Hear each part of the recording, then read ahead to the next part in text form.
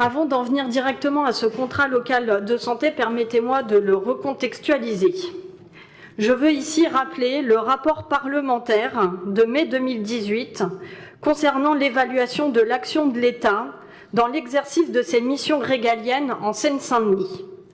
Missions régaliennes de l'État concernant la sécurité, la justice et l'éducation.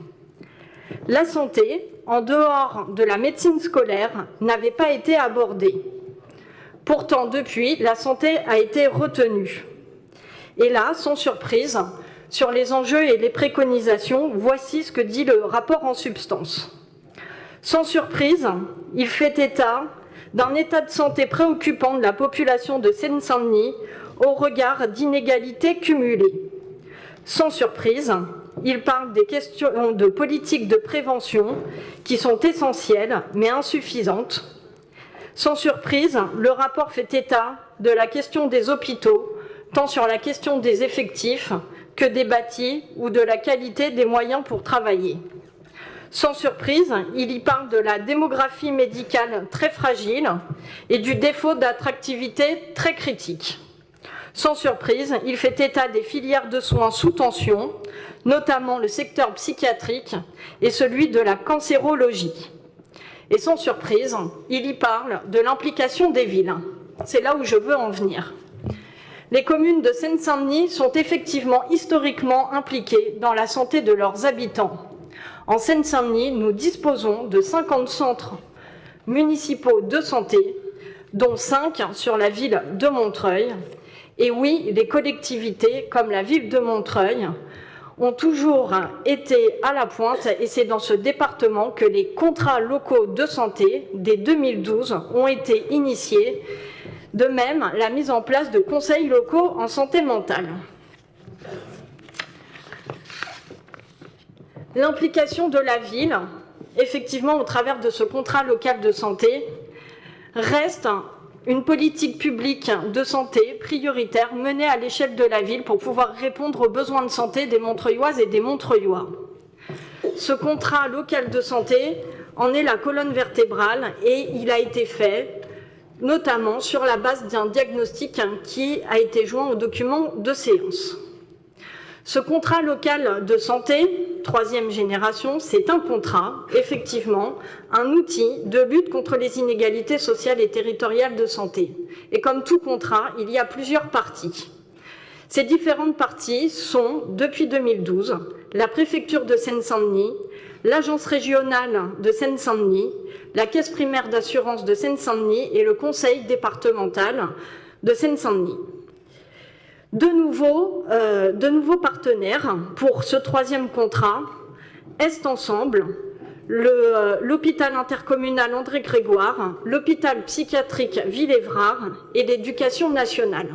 Je n'oublie pas l'ensemble des partenaires associatifs, bénévoles et institutionnels qui ont participé au cours d'un copil plénier réunissant plus de 150 partenaires ici même dans cette salle des fêtes où le diagnostic de santé a pu leur être présenté courant septembre 2019 et qui s'est poursuivi par des ateliers pour affiner les axes stratégiques et notamment les fiches actions qui vous sont présentées dans le document.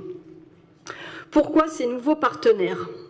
Alors tout d'abord, je vais rappeler quand même le rôle de la caisse primaire d'assurance maladie dans la question de l'accès aux droits et aux soins, qui est somme toute essentiel au regard des chiffres que vous rappeliez, pour certains d'entre vous, dans l'introduction de ce débat au conseil municipal. Effectivement, cela reste un problème. Et enfin, depuis 6 mois, j'ai obtenu pour la semaine prochaine un rendez-vous avec la direction de la caisse primaire d'assurance maladie pour 3 choses. L'accueil des usagers au centre, le seul centre qu'il nous reste, avenue du Président Wilson. Également pour discuter de la possibilité d'obtenir des consultations en victimologie pour les femmes victimes de violences et de leurs enfants co-victimes. Et la troisième chose, je m'en excuse, qui ne me revient pas de manière immédiate. Le conseil départemental de Seine-Saint-Denis, lui, continue d'agir sur différents axes.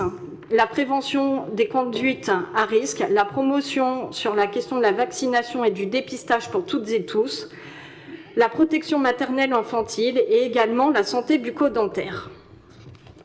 Et les nouveaux partenaires comme Est Ensemble, c'est notamment pour la question de l'accès et du maintien dans le logement des personnes en souffrance de troubles psychiques.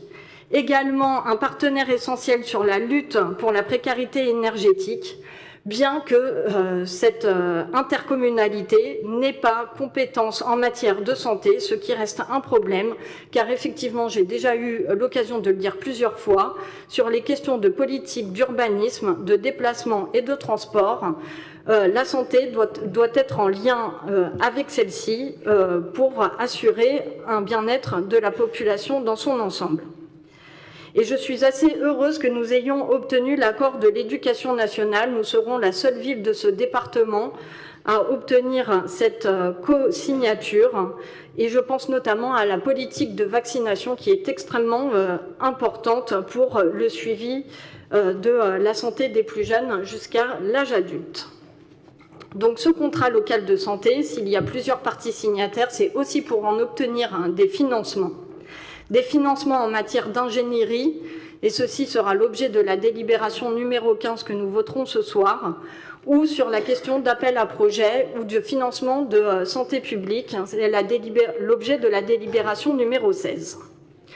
Ce contrat local de santé comporte 6 axes stratégiques et par rapport au deuxième contrat local de santé, n'a pas une entrée par population, c'est-à-dire la santé en direction des plus jeunes, la santé en direction de la population âgée, la santé en direction des femmes ou en direction des migrants, par exemple. Ces axes stratégiques sont plus dans la transversalité. Ces 6 axes sont, pour le premier, la question de la prévention et de la promotion de la santé. Le second, le parcours de santé, un troisième axe sur la santé mentale, un quatrième concernant la périnatalité, la santé des femmes et des enfants, un cinquième axe sur les questions d'addiction, de santé sexuelle et de lutte contre les infections sexuellement transmissibles, et enfin un sixième et dernier axe qui a un tout nouvel intitulé, la question de la santé environnement. Sur le premier axe, prévention et promotion de la santé. Celui-ci est effectivement le plus conséquent et comportant le plus de fiches actions. Je n'en citerai que quelques-unes. Mais ce contrat local de santé s'ouvre par exemple sur la question des ambassadeurs et ambassadrices de santé. C'était pour moi une réflexion politique importante afin que les habitants et les habitantes, sur la base du volontariat, puissent devenir ambassadeurs et ambassadrices et devenir ainsi acteurs et actrices de leur santé et se faire à leur tour relais sur ces questions d'éducation. Il est aussi question des dépistages des cancers, la continuité de l'action bucco-dentaire, de la question de l'aller vers, car la vulnérabilité de certains publics demande à ce que nous sortions notamment de nos centres de santé pour soigner au plus près, la question du sommeil, qui est une nouvelle question, ou la continuité encore de l'éducation thérapeutique diabète, le renforcement du dispositif très réussi de sport santé, et enfin, comme vous le disiez, monsieur le maire, de nouvelles actions, notamment concernant la promotion de l'alimentation saine et équilibrée.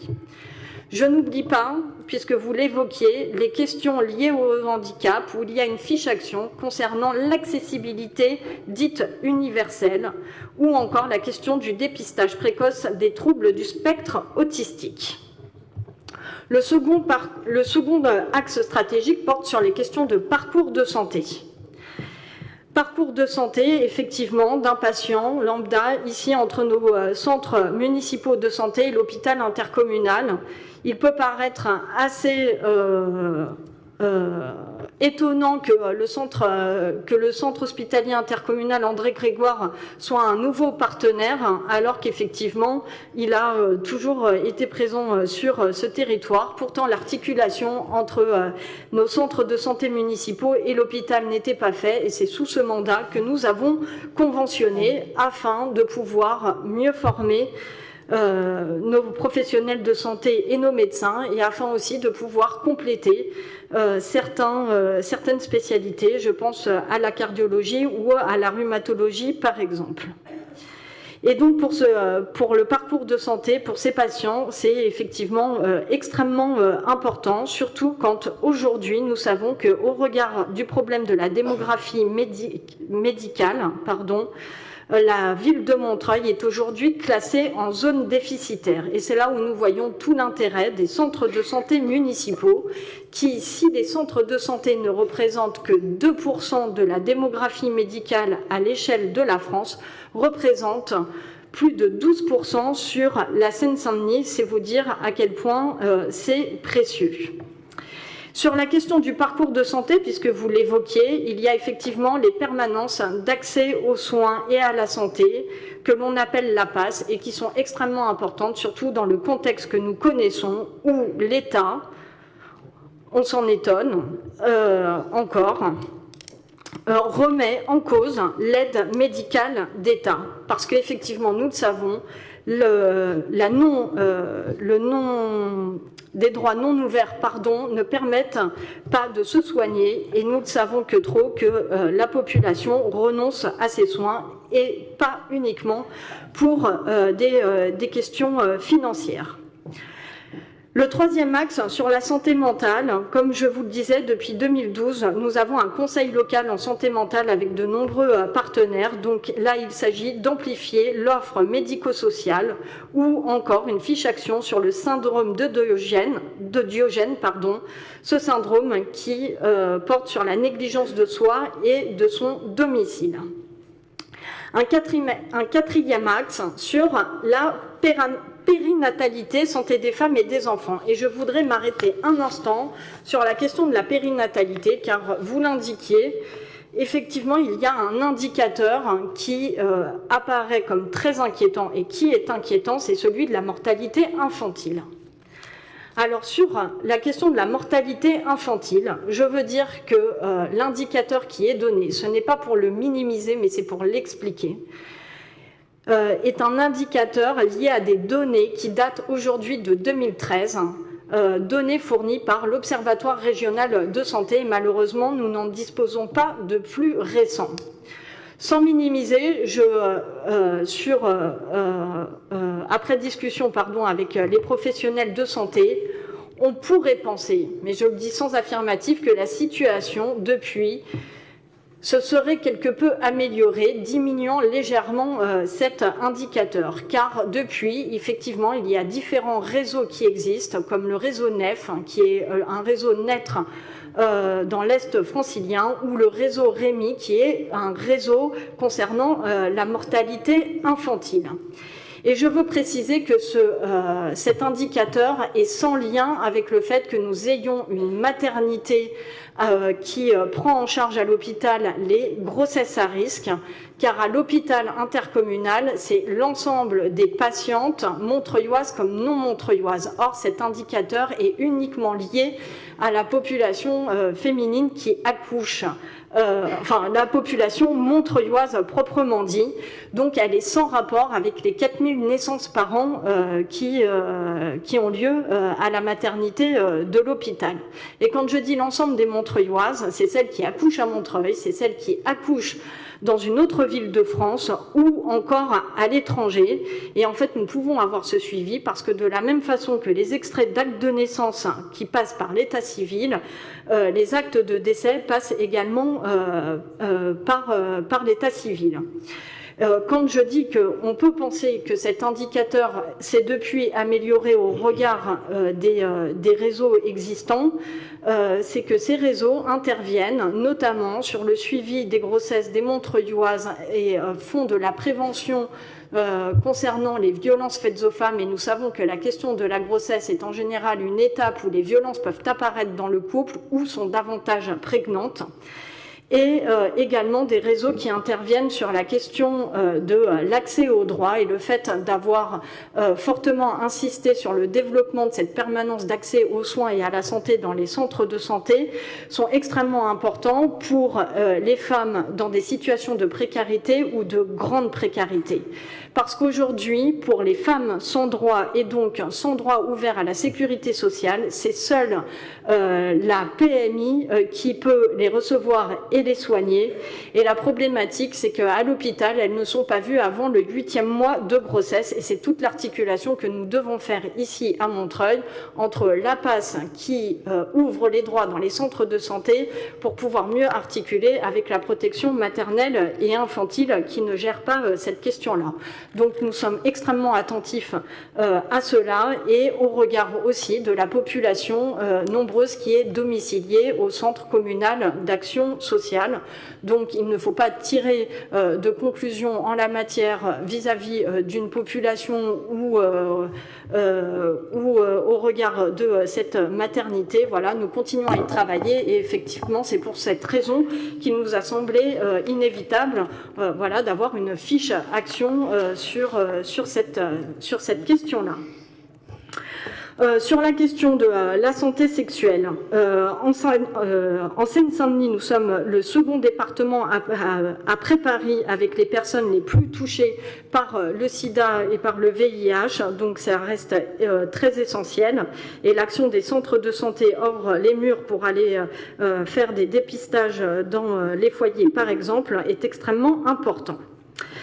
Sur la question des addictions, nous avons des médecins généralistes et professionnels de santé formés évidemment sur les addictions alcool et cannabis et tabac, mais également nous avons développé ces actions sur chicha, cocaïne, héroïne. Et en dehors de ces addictions auxquelles nous pensons en premier, il y a également le développement d'une seconde fiche action concernant l'addiction aux écrans, et ce dès le plus jeune âge, puisque nous avions l'occasion, avec le centre de périnatalité qui se trouve juste en face de l'hôpital, d'avoir une première conférence avec des pédopsychiatres et des psychomotriciennes, démontrant en fait l'impact sur le développement de l'enfant dès son plus jeune âge face à cet environnement qui effectivement nous pourrit de plus en plus la vie. Et comme je vous le disais, le 6e et dernier axe, nouveau dans son intitulé, sur la question de santé-environnement, n'oublie pas pourtant des actions qui sont traditionnelles, essentielles, concernant les risques sanitaires et l'habitat insalubre. Je pense aux questions liées au saturnisme, à l'intoxication au plomb, à la précarité et suroccupation du logement, pour faire encore mieux que le travail que nous faisons aujourd'hui déjà avec maîtriser votre énergie, pour aller vraiment au plus près et pour pouvoir remédier non pas uniquement sur des questions économiques, mais sur l'impact réel que ça a concernant la santé. Les nouveautés de cet axe sont sur la question de la lutte contre la pollution de l'air intérieur, qui a des conséquences bien plus dramatiques et nombreuses, même si elles sont moins médiatisées, concernant la santé respiratoire, mais aussi la question effectivement des perturbateurs endocriniens, souvent liés à la question du logement.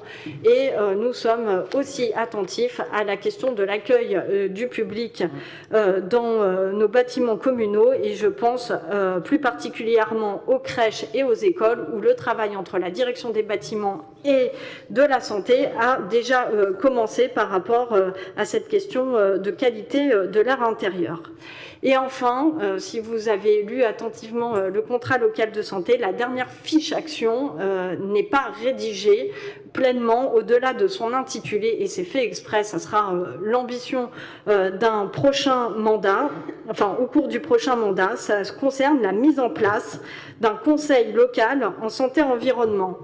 parce que sur ce conseil local en santé et environnement, nombreuses sont ses missions et ses objectifs, et je pense que dans sa composition, il faudra, au-delà des élus, qu'il y ait une représentation de citoyens, que ce soit en tant que parents d'élèves, que ce soit des réseaux constitués comme le réseau environnement santé qui dispose aussi d'experts indépendants, ou d'associations, on va dire, moins institutionnelles. Je pense à l'association Respire, avec les capteurs citoyens qui font un réel travail par rapport à cette question-là, ce qui permettra peut-être de mieux réagir quand peut se produire sur la ville des inquiétudes. Je pense à la bataille que nous avons eue concernant l'usine SNEM sur notre territoire. Peut-être que la mise en place d'un conseil local permettrait finalement d'un travail tout au long de l'année, permettant et favorisant un dialogue plutôt qu'un rapport de force qui finalement ne nous a pas mené bien loin, puisque